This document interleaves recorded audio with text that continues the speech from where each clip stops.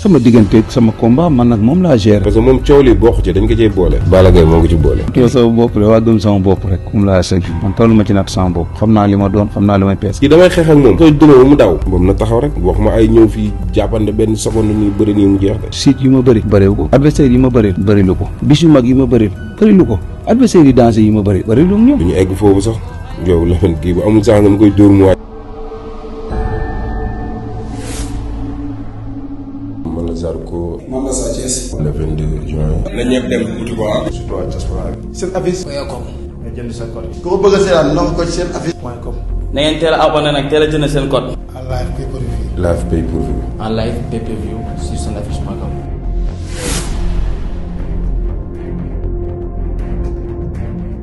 Soor romb Kaolack ñëw fi nga xam ne moom mooy Thiaré fekk ci nga fi nga xam ne Ndofane jomb Thiaré ñëw Ndofane fekk ci Kaolack ñëw Ndofane voilà eggaguleen Thiaré ki ngeen dégg mu expliqué nag moom mooy président CRG bu Kaolack Mame Cor Faye Mame Cor président maa ngi leen nuyu donc déjà félicitations si ndam bi ngeen am pour drapeau chef d'État expliqué ma ndam bi metti woon na de ndax tantôt ni ngeen dem ba final des fois ngeen dem demi-finale mais cette fois-ci 2025 bi mën nañ jàpp nag c'est la bonne. En fait man dañ ma nommé président CRG en janvier 2021 tombé Kaolack war a organiser drapeau chef de l'État daanaka suñu xam-xam ak suñu doole yépp ñu dugal ko ci organisation bi xaw a négligé waale suñu participation moo tax Kaolack boo ko seetloo drapeau chef de l'État 2021 daanaka ñoo jëloon ndaare ñu jóge Kaolack 2022 ñu dem Diourbel préparé nag équipe bi nekk champion du Sénégal en 66 kilos champion du Sénégal en 76 kilos champion du Sénégal 86 kilos et champion du Sénégal en 100 kilos 120 kilos bi rek lañ pertoon mais classement par équipe génnuñu suñu poule ñu dem Saint-Louis en 2023 dugg ci saaku yi xam nga système drapeau chef de l'État gis nga pays région bi organisé ak région bi jëloon drapeau bi ak région bi classé 2e ak 3e ñoom ñooy nekk les 4 têtes de poule boo ci bokkul rek da ngay dugg ci saaku yi te boo duggee ci saaku bi forcément da nga dajeek une grande région donc Saint-Louis ñu dugg ci saaku bi yàlla dimbali ñu génn dem ba final Dakar moo ñu gagné 3-2 donc à partir de Saint-Louis on s'est dit c'est possible ñu dem Mbour en 2024 on a pris la 3e place ñu ne ba léegi ñu ngi ci top 3 bi te bu ñu góorgóorloo tuuti tabax victoire bi dinañ ko am donc à partir de 2025 véritablement ñu teel ci nag depuis le mois de novembre 2024 dañ commencé nag di seet parce que boo ko seetloo équipe bi jël drapeau chef de l'État ren kenn rek moo fa mës a dem drapeau chef de l'État muy Pape Ndiaye Sox ñi des yëpp ñu bees lañ te dañ leen a jële ci gala yi ci mbapat yi ci àll bi donc ñun week-end dañuy jël suñu oto dem di xool booy bi ñu ci repéré dañ lay suivre mën na lay suivre ñaari mbapat ñetti mbapat dañ lay oo ne la foo jëm du ñun sax mais kenn moo lay oo koo xam ne doo ko xam e yow foo jëm ngoon bërëb sangam booy bi mbapat sangam la ñu taal suñu oto dem du xam sax ni ñu nga fa donc noonu lañ def da am un bon 66 kilos un bon 76 kilos un bon 86 kilos 120 kilos pour vous donner un exemple dañoo dem lamb Kawoor c'était le 11 avril seetlu njool waalo bëri ñaari yoon personnellement xaw ma ko fekk maa ngi dend ak ajuma la coach ma ne ko mais coach kee kan la njool mële mu ne ma mais kii mooy njool waalo ma ne ko kee la ñu yóbbu mu ne ma lu tax nga wax ko ma ne ko day song te du tee ngeen te am na doole donc biñ defee noonu ñu oo ko wax ak moom sur le champ la ñuy jox accord noonu lañ constituer suñu équipe la des nag ça c'est au plan technique hein. Donc, la des nag muy outil moyen rencontrer des personnes ressources ñoo xam ne jàpp nañ ne mën nañ ci dara rencontrer ay institutions noonu lañ def ba dajale loo xam ne mën nañ koo demee drapeau chef de l'État. Ok mais président li ma déggee li nga expliqué c'est-à-dire c'est le secret de votre victoire bu ngeen remporté li nga xam ne mooy drapeau chef de l'État mais je pense que bii mooy seen première fois ngeen remporté drapeau chef de l'État par équipe. Par équipe. Voilà. Depuis la nouvelle formule. Wow. C'est la première fois. Ok mais li nga expliqué léegi mais avant au temps de Aliou Sall nañoo def ay présélection c'est-à-dire pour nga former équipe Kaolack il faut nga def présélection mais ni ma déggee nii pratiquement kon amu na présélection da ngeen jël ay yaama neex rek ñëw indi. En fait présélection ba même du temps de Aliou Sall présélection de nom rek la woon man bu ma ciblé mbër ni yow laa bëgg a yóbbu bu may def suma présélection damay bàyyi xel ne ña fay ñëw ñëpp yaa leen mën. mais est-ce que loolu tamit du fausser li nga xam ne moom mooy drapeau chef de l'État parce que dañoo jàpp ni mbër yi nekk sa gox ba nga war représenter région ba mais su fekkee da ngeen dem jëli Dakar dem jëli Louga ñëpp jaxase nga ne équipe de Kaolack loolu ça pose problème. ñun par exemple pour ren à part Ndiolwane ñëpp région Kaolack à part Ndiolwane mais boo ko defee noonu am na région yoo xam ne duñu bokk. Kédougou amul mbër Kolda amul mbër Sédhiou amul mbër Saint-Louis amul mbër Matam amul xam nga yenn dëkk ñoo fi am mbër Kaolack Fatick Thiès Diourbel Dakar sax amul mbër parce que ci Fatick la ñuy rabattre mbaa ci yeneen région mais président li nga lim léegi dégg naa am na région yoo xam ne comme li nga wax amuñu mbër drapeau chef de l'État championnat du Sénégal est-ce que CRG te war nu mën a préparer parce que un an la suñu demee ba drapeau chef de l'État ñu ne région bi amul mbër est-ce que ça pose pas problème. Ça pose problème dans la forme mais dans le fond la war a indi loolu moo ñu subventionner les CRG da ngay jël CRG bu mel ni kii mën na toog toute une année bu bëree ba bëri benn gala dañuy organiser dans toute la région parce que du région lutte lañ fay teg du am solo c'est pas comme Dakar c'est pas comme Kaolack fii par exemple fii chaque week-end on a au moins 6 à 7 galas dans la région ñun ñuy am embarras du choix fan la ñuy seetaani tey mais bu fekkoon ne région bu ne dañ koy doter de moyens une subvention conséquente ne ko léegi demal liggéey suivant une planification dans 2 ans 3 ans 4 ans mu génne la ay champion xam ne leen mën a yóbbu drapeau chef de l'État mais tant que ñu ngi dans cette précarité là taf yëngal rek la ñuy def. C'est la faute à qui précarité bi mais ngeen c'est di la dund. faute au CNG c'est la faute au ministère. buñ la CNG joxee maanaam buñ la précarité joxee bi ñuy mission dund li buñ ngeen la di dund. joxee mission dañ koy adossé ci ay moyens en tout cas man depuis ma nekk président CRG. depuis combien depuis d'années 2021. 2021. benn yoon lañ jot son subvention c'était 100 000 francs et ça c'était pour un but spécifique détecter ak organiser benn tournoi de lutte olympique sur plage beach wrestling et ça fait 3 ans. kon air Bira Sène fekk na la fi air Malick Ngom fekk na la fi. Bira bi muy dem laa ko remplacé à la tête du CRG de Kaolack donc man j'ai vécu toute li mu fa nekk yëpp ma nekk président CRG Kaolack. et néanmoins vous n'avez pas son soutien comme que il était de Kaolack. non waxuma ne il m'a pas soutenu mais dama ne. mais quand je dis c'est la faute du CNG. non c'est la faute du CNG mais pas en direction de Kaolack c'est la faute du CNG de manière générale en direction des CRG. donc Kaolack en fait partie. ah absolument maintenant Bira ñun li mu war a defal Kaolack en termes de soutien moral en termes de soutien financier def na ko ca lam moom alalam voilà c'est moi. donc il faut différencier le Bira moom ak la nga xam ne nag mbooloo mee ko bokk muy le CNG mais le CNG de manière objective mësta subventionner les CRG et là aussi ñun on comprend le CNG parce que le CNG n'a jamais été subventionné par l'État du Sénégal et ça c'est anachronique kenn mënu ko comprendre délégué nit ay mission te doo ko délégué ay moyens ça pose problème. naka nga gisee li nga xam ne moom mooy mën nga ko tuddee sax chasse à la sorcière par rapport ak Bira ni ñu ko dindee si li nga xam ne moom mooy président wu CNG de lutte bi. waaw man nag tu sais man vous savez excusez-moi man dama am une philosophie toute simple dans la vie boo defee sa mission ba pare bu keneen ñëwee aussi war nga ko mën a accepter je crois que Bira a accepté effectivement d'avoir cédé la place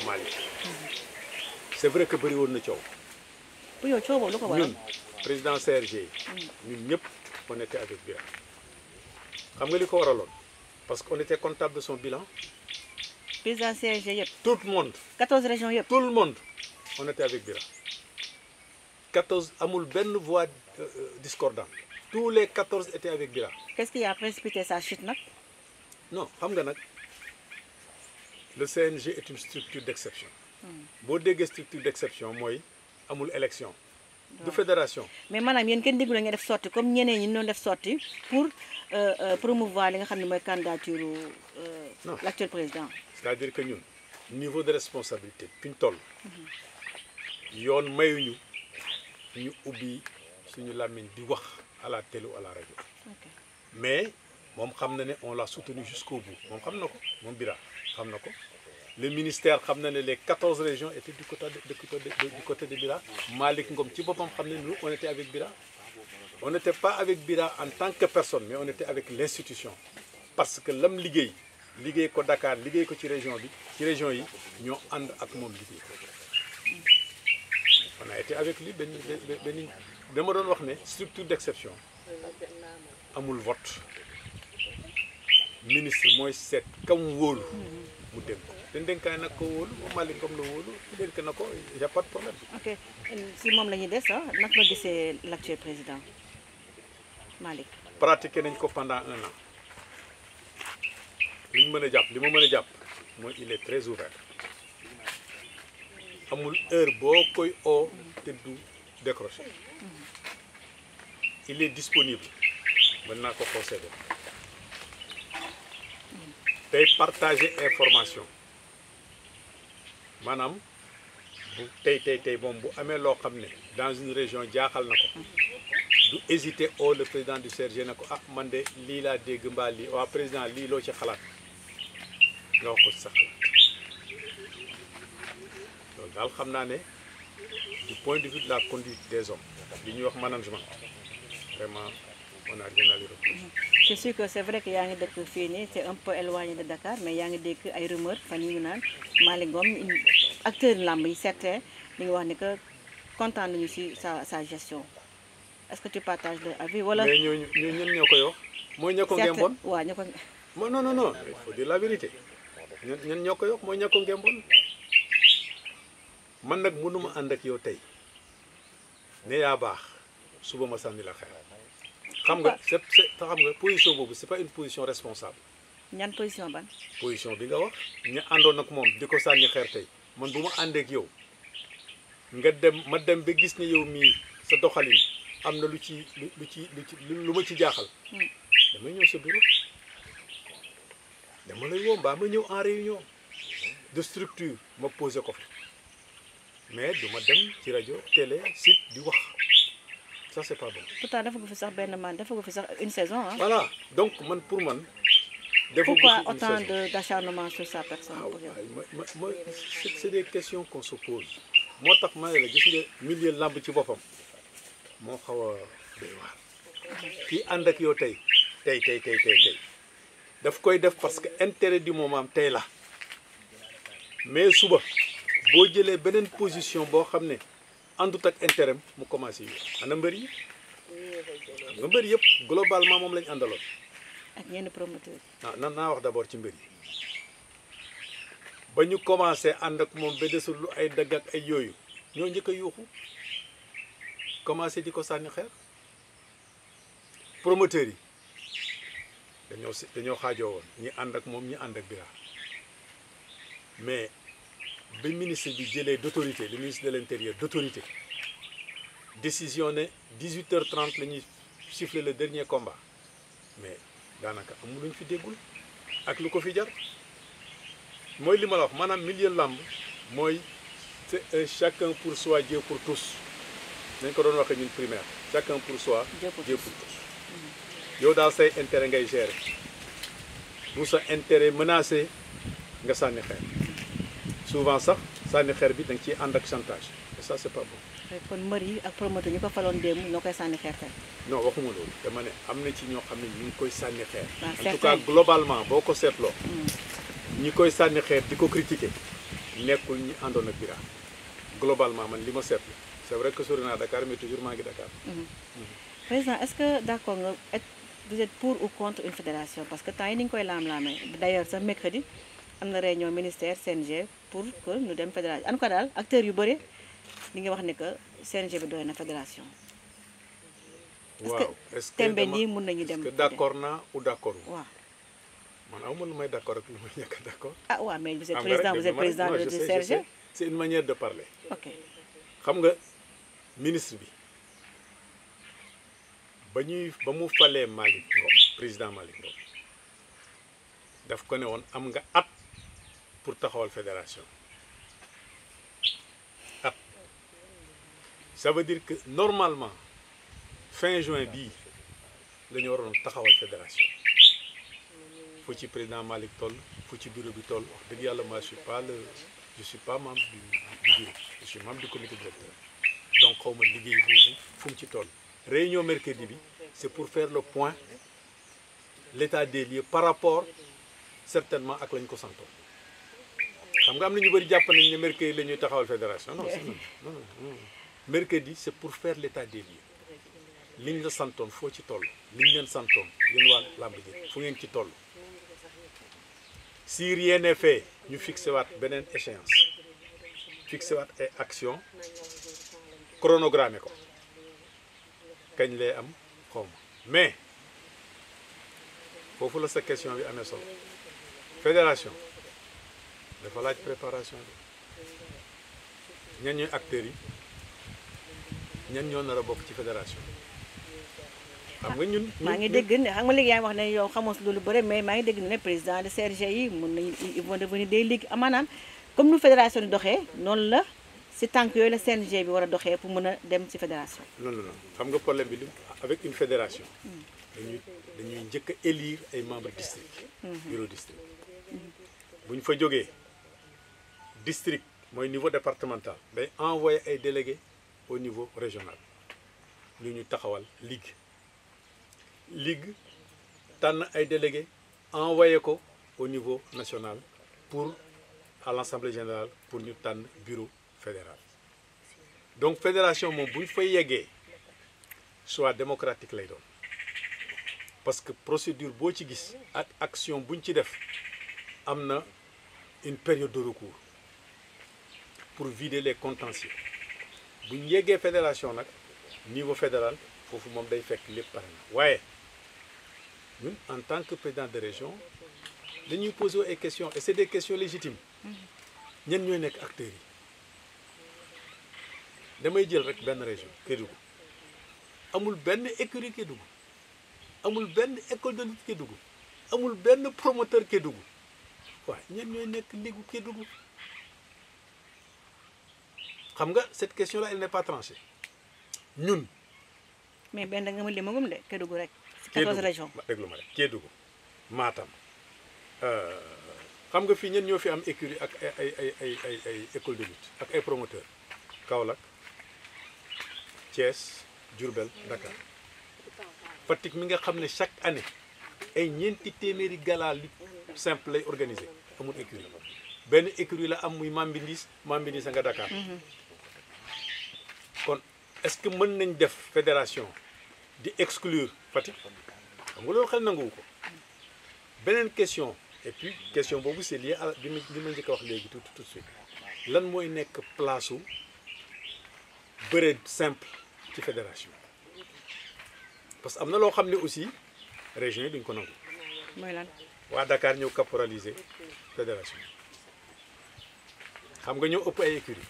ah moo fa nekk non déglu ma rek ñoo ëpp ay écuries. loolu am ci CNG ba de. non xam nga nee naa la CNG choix la ça c'est un choix du ministre c'est des nominations. waaw loolu moom ñun on n'a pas de problème par rapport à ça parce que loolu ministre bi. mooy seet comme wóolu. mooy seet comme wóolu mu tànn ko. mais lii balaa ñuy dem ci fédération il faut ñu identifier d'abord acteurs yi ak acteur bu ne ban place la war a mën a am ci biir làmb.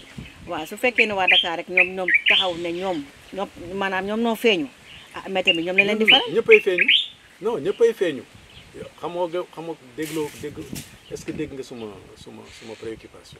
non da nga ne il faut pas que waa Dakar accaparé. dama ne mais su waa Dakar rek feeñuwee nag. mën nga ma préciser waat. dama ne Kédougou Matam Kolda Ziguinchor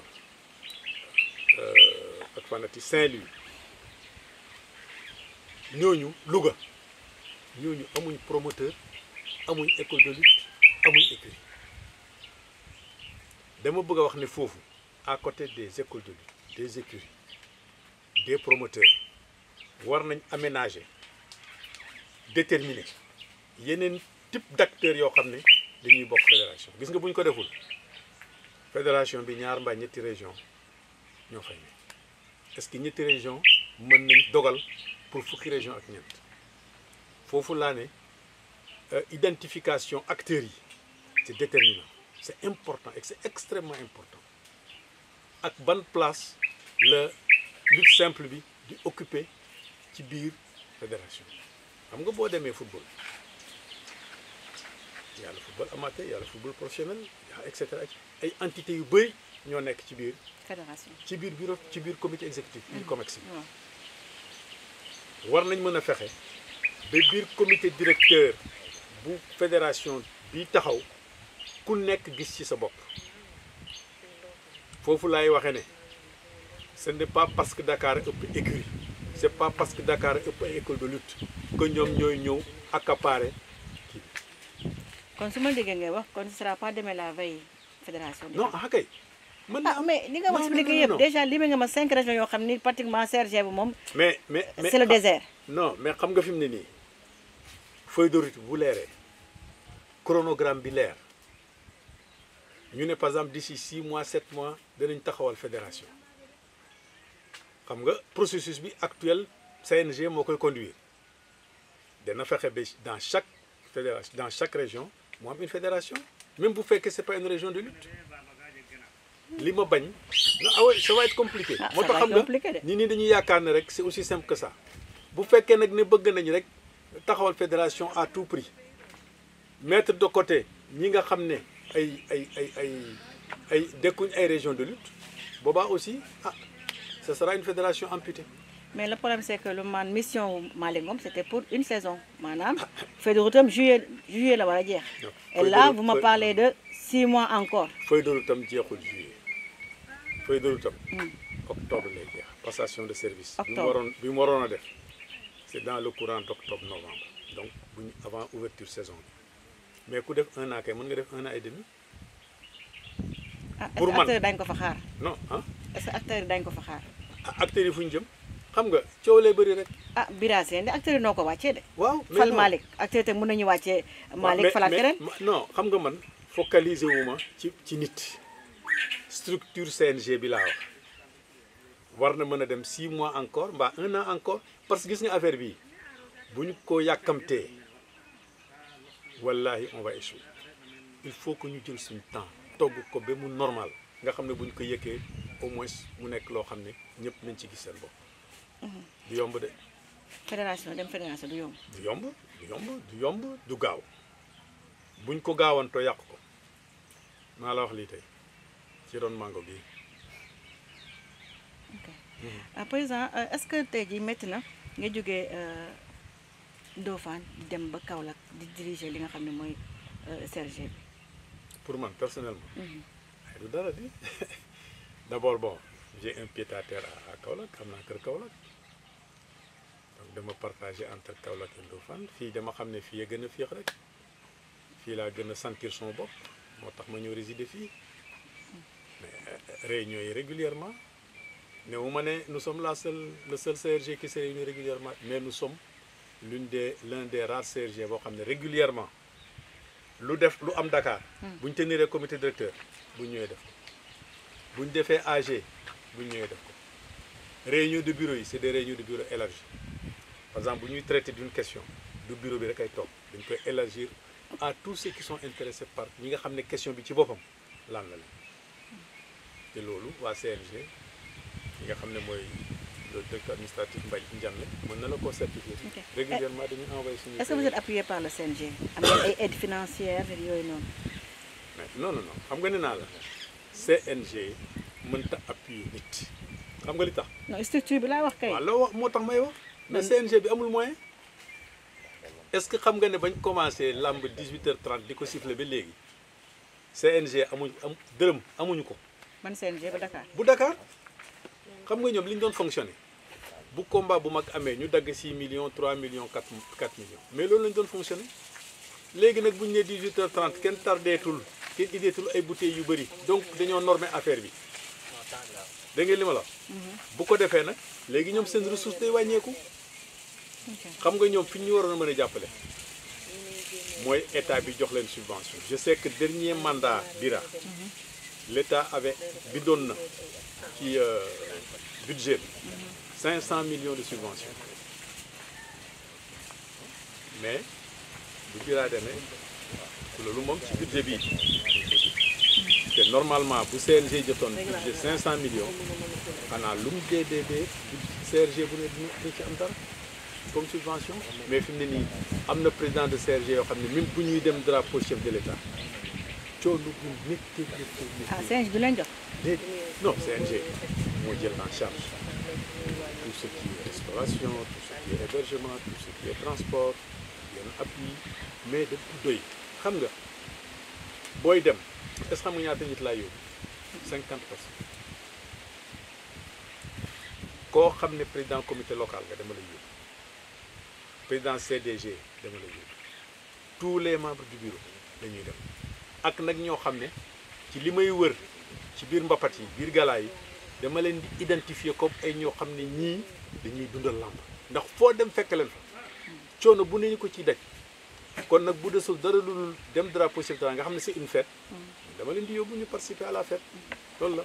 président waxtaan bi neex na trop si suufu garab bi. waaw xam naa ne temps bi ñu dese moom bëreetul. waaw ñu ñëw tuuti nag si bëre dóor am na combat bu mag buy ñu waaj a am dimanche incha allah diggante Sa Thiès ak Zarko. combat bu ban analyse lañ si mën defar. man nag bëre dóor moom du suma yëf man daal mbapat gala ñuy wëy di tëgg gars yi di fecc moo ma dàqal fuuf bëre dóor. kon yow doo si bëre dóor. non xam nga Kaolack day am gala. waaw te gala bu amee damay dem toog man gala bu am Kaolack biir Kaolack gala bëre dóor damay dem toog. di ci profiter di encourager ku mel ni Ibou Bambara nga xam ne moom régulièrement moom muy tëgg kaw mais dama la bëgg a woon ne bee ma dàqal mais nag par rapport ak sa question lamb la de parce que boo seetee parcours yu Zarko ci dernier combat mi du mayee dara te loo ko may mu jël Sa Thiès mën na bëre de pour man moo dàq sax bëri bal ah bon gis way parce que gis naa ay situation de combat yoo xam ne bu doon keneen mu daanu jëlal combat bi contre Reug rek ak même combat bu njëkk ak Zarko combat bu njëkk ak Zarko il faut nga nekk technicien pour mën a def leen yi foo natt technique bi ëpp na ko moo tax samedi man kañ la le 22 jàpp naa ne ku ci naagu ci ñoom daal ok am na beneen combat boo xam ne ñëwagul gaa mais dafa bëre coow Sa Thiès Siteu ak Balla Gaye waaw boobu de bëri na coow de c'est que nag coow li ci ñaari mbër yi la yoo xam nga Siteu moom fu coow nekkul rek du fa ne bëri na supporter te am na lu mu def ci làmb bi Balla noonu xam nga man Géejawaay laa ne ma ne woon principal CM Canada nekk naa fa 12 ans biir Géejawaay xam moom lan la tekki biir Géejawaay xam naa ne ndaanaan la bu jógee Géejawaay yëpp ay jóg te au-delà de Géejawaay nag fépp foo dem ci réew mi dafa am ay supporters xam naa combat bu ku teelu te jënd sa biir midi 1h 13h boo demee dugg. ñu jeexale ak le roi des arènes Modou. waaw moo tey soo ko doon jox tey boo ko jox ñu wax Modou Lo Tapha Tine combat bu logique la. loolu mooy combat bi koo ko jox te joxoo ko taf mosuñoo bëri. te ne combat jànkat la. waaw ñeneen ñi ñëpp ay revanche lay doon ba ay combat yoo xam ne day am déséquilibre au départ mais combat bi kay moom la Modou Tapha Tine moo logique lamb nag dafa tëradi. ñaari mbër yi nekkoon équipe nationale ku nekk ngi wax sa morom kenn ki gaan moo ne mosoo nekk champion d'Afrique ki nga xam ne mooy Franc ak Eumeu Sène. waaw combat boobu. waaw débat boobu moom c'est un débat bu amul. boo xam ne feu Ambroise Sarr avait déjà tranché. non c'est déjà tranché. Voilà. c'est déjà mais tranché. combat bi. waaw ci boppam. waaw Franc man dama am chance seetaan ko fa mu luqee ko muy jowaat yàgg naa ko topp ba ma ko gisee ñaari yoon laa ne kii champion lay doon am na technique bi am na fulla bi te am na doole bi Eumeu ak loo ko mën ci waxal il fait partie bokk na ci ñi nga xam ne ñoo gën a technique ci réew mi te nag buñ jàpp ne mag la ba léegi doole baa nga xam nga doole moom question d'entraînement la rek mën nga am 40 ans 50 ans te tant que yaa ngi entraîné wu yaa ngi amaat encore sa potentiel physique foofu moom du neex a pari xanaa koo faral rek nga ne diw mooy daal waaye daal ku nekk mën na daan sama président ma fàttali ne que président Mame Cor Faye moom la ñu moomoon dalal fii si verger macha allah bi ne ñu génn tuuti li nga xam ne moom mooy aéru Dakar. ñëw fii nekk toujours si région de Kaolack. moom la ñu dalal fii tey si verger vraiment amoon mbégte ak contentement bu rëy bi ñu accueillir fii waxtaan ak ñun. si wàllum làmb bëre dóor rek bëre simple ak aussi li ngeen xam ne moom ngeen jël muy drapeau chef de l'État. Mame Cor ma bàyyi la nga tàggoo. waaw tàggatoo di leen gërëm di leen sant di gërëm ñi nga xam ne aussi jàppale nañ ma ci drapeau bi ay institution lañ muy conseil départemental bu Kaolack moo res lépp loo xam ne regroupement la woon mairie bu Kaolack dañoo signé ak moom protocole chaque année mu jox ñu bus climatisé jox ñu subvention 1 million jox ñu 200 hectares ay maire yu bëri Tamsir Gueye bu Diya Dame Diop bu Ngelu Alexandre Ngom bu Thiomi am na ñoo xam ne suñ nitu bopp lañ di ay nitu làmb wax naa fi léegi Ibou Bambara Cheikh Fall bu Sumbel Diop Isaac Cheikh Mbaye ferrailleur te li ma gën a neex nag ci victoire kii bi victoire Ziguinchor bi lépp luñ fa consommé ay amateurs yi Kaolack ñoo ko dajale ceeb diw ak lépp lu muy ànd jox ne leen bëgguñu ngeen jënd dara Ziguinchor mais aussi ñun au départ dañu am un parrain muy Aliou Sène moo ñu habillé accompagner ñu financièrement ça veut dire que ñun suñu victoire bi dañ ko tabax. toutes les conditions étaient réunies quoi. mais toutes les conditions étaient réunies pour nga gagner. on n'ose pas xam nga am na ñu ëppoon xaalis te gagné wuñ. donc c'est pas souvent xaalis bi mooy tax mais gis nga lépp looy tabax te tabaxoo ko ci inclusion ak boole ñëpp ak xol yi ànd tiré dans la même direction doo dem fenn ñëpp jàppale nañu c'est vrai mais on avait une équipe bien soudée bu may wax équipe nag waxuma mbër yi de. mais encadrement c'est un ensemble. encadrement vraiment on était ensemble boo ñëwoon suñu dal parce que ñun fu ak drapeau chef d'État bu ne dañu am suñu dalu bopp boo xam ne ñii moom c'est pour la délégation ak dal boo xam ne moom mbër yi rek a fay ne képp ku dul technicien doo mbër doo fa def muy occasion vraiment may gërëm ñëpp ñi ci jàpp waaw bu ma limee dinaa juum mais maa ngi gërëm ñëpp vraiment di sant ñëpp jërëjëf. président maa ngi lay remercier bu baax a baax mais man maa leen di gërëm. maa ngi leen di gërëm di leen sant. kontaan bu baax a baax a baax. macha allah li ngeen ma fekk suma dëkk. voilà di remercier aussi équipe technique bi ma àndoon. Awa Fall Mankou Teneng. ak ki nga xam ne moom mooy chef de délégation bi. waaw Al Amin Teneng da xanaa séeréer la ak ki nga xam ne moom mooy sunu chauffeur bi Mor. Mor jërë ngeen jëf. merci beaucoup.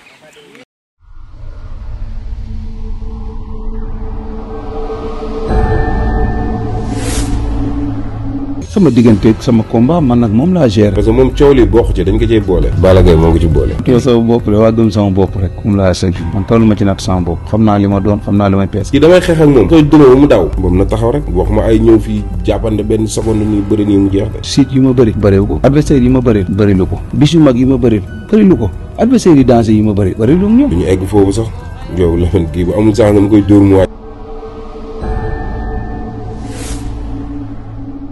man la Zarko. man la Sa Thiès. le 22 juin. na ñëpp dem wuti ko surtout waa diaspora bi. seen affiche. nga jënd sa code yi. ku ko bëgg a seetaan na ko ci seen affiche. .com. na ngeen teel a abonné nag teel a jënd seen code. en live pay per view. live pay per view. en live pay-per-view sur sonaffiche.com.